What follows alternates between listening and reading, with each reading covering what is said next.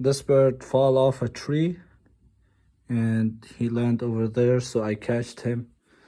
And now I'm gonna try make him maybe a little home. I don't know if it's a male or it's a female. He looked tired, like you see.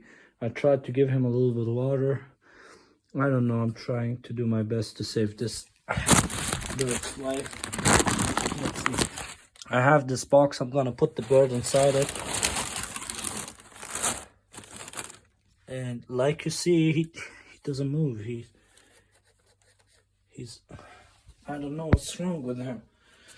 Yeah, Bismillah.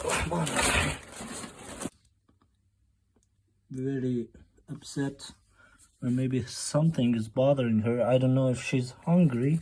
Okay, I will let the bird stay here. I don't know. What should I do? Give her water? Let's see. I have no seeds. I have nothing to help her out, but I can give her some water if she needs it. I'll put it here, just in case if she wants to drink water. And I'll let her rest. The room temperature is very good. It's not that bad. I don't want to put her. Just stay still.